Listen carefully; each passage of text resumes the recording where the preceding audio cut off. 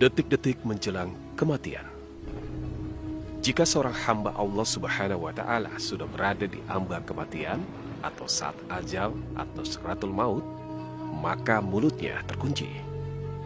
Tak sepatah kata pun yang dapat diucapkannya. Ketika itu datanglah 4 malaikat secara bergantian. Setelah mengucapkan salam, jika orang yang akan meninggal itu Islam, masing-masing malaikat memberitahukan akhir masa tugasnya terhadap orang tersebut. Selama ini, aku yang ditugaskan mengurus rezekimu, dan telah kutunaikan dengan baik, beritahu malaikat pertama. Sekarang sudah tidak kudapatkan lagi rezeki untukmu, baik di belahan bumi timur maupun di belahan bumi barat. Malaikat kedua pun melaporkan akhir tugasnya untuk calon si mayat. Akulah yang diperintahkan mengurus minuman yang engkau butuhkan. Tapi kini sudah tidak kuperoleh lagi setetes pun jatah minuman untukmu. Sesaat setelah itu, malaikat ketiga menghampiri. Selama hidupmu, akulah yang dipercaya mencari dan menyambung nafasmu. Tetapi sekarang ini sudah tidak kutemukan lagi nafas buatmu. Ajalmu sepenuhnya dipercayakan kepadaku, tutur malaikat keempat. Dan sekarang telah habis masanya. Setelah keempat malaikat itu pergi, tibalah giliran malaikat Rakib dan malaikat Atid datang menghampiri hamba Allah yang akan meninggal dunia tersebut. Mereka melaporkan semua catatan tentang tingkah laku calon si mayat selama hidupnya. Yang mereka catat tentu saja sepak terjang si calon mayat sejak menginjak usia balik, di mana sudah berkewajiban menjalankan syariat Islam. Sebab orang yang belum balik tidak ada kewajiban untuk menjalankan segala peraturan. Selamat bagimu, senyum malaikat Rakib yang mencatat setiap amal soleh umat manusia setelah mengucap salam. Akulah yang membukukan amal kebaikanmu selama ini. Lalu ia mengeluarkan lembaran putih. Diperlihatkanlah catatan rangkaian amal perbuatan baik hamba yang akan meninggal dunia itu. Dari amal kebaikannya yang kecil-kecil sampai amal kebaikannya yang besar. Maka tersenyumlah ia penuh kebahagiaan. Ia merasa hidupnya selama di dunia ini tidak sia-sia. Bentang usia yang dijalaninya seolah senantiasa diwarnai dengan pengabdian kepada Allah Subhanahu wa Ta'ala dan amal kebaikan. Pada saat itu, ia memang menyaksikan pemutaran ulang seluruh tingkah lakunya yang terpuji.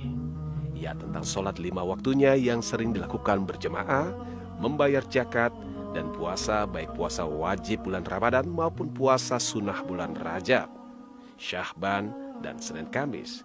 Kemudian catatan tentang menghadiri majelis-majelis taklim, menuntut ilmu dan mengajarkannya kembali kepada orang lain, juga perihal sedekah yang selalu dilakukannya terhadap pengemis, tetangga, sanak keluarga, anak yatim, dan fakir miskin.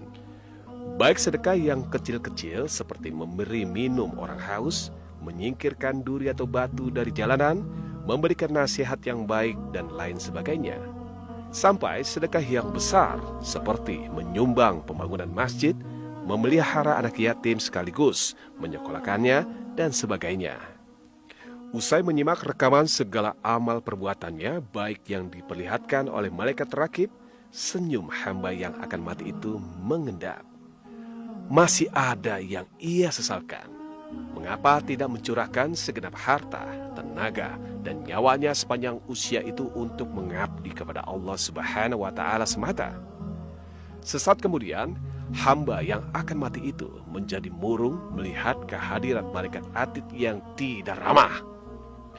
Lihatlah catatan amal kejahatanmu, sapa malaikat Atid yang senantiasa mencatat perbuatan tercela umat manusia tanpa mengawalinya dengan salam. Akulah yang selama hidupmu ditugaskan membukukannya. Malaikat Atid memperlihatkan satu demi satu lembaran hitam. Seketika sepasang mata hamba yang akan meninggal dunia itu berkaca-kaca, menyaksikan catatan dosa-dosanya dari yang besar sampai yang sekecil-kecilnya. Ia pun menyesali semua kebodohan dan kelalaian yang telah diperbuatnya selama ini. Semua perbuatannya yang tidak terpuji itu kembali menyegar dari ingatannya, sebagaimana ia menikmati sajian film di layar televisi. Ia seringkali mengabaikan perintah Allah Subhanahu wa Ta'ala seperti sholat, puasa, dan zakat. Ia pun tidak jarang melanggar larangannya seperti mencuri, sekalipun itu hanya sebuah jambu air, berjudi, menengguk minuman keras, dan lain sebagainya.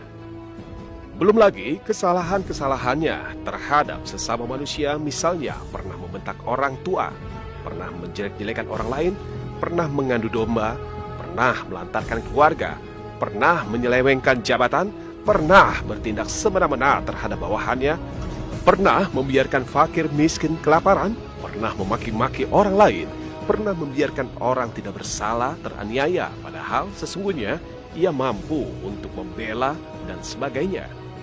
Menyaksikan daftar dosa-dosanya yang cukup panjang, hamba yang akan mati itu baru menyadari bahwa dirinya telah menjadi orang yang merugi. Sesaat kemudian terlintas di pikirannya tentang siksa kubur dan bara api neraka.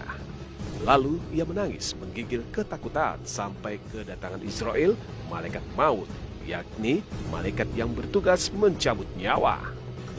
Dari sekelumit kisah ini dapatlah dimengerti mengapa setiap orang yang akan meninggal dunia terus-menerus menatap langit-langit. Dan apabila diajak bicara oleh orang-orang yang mendampinginya, ia hanya menjawab dengan anggukan atau gelengan kepala.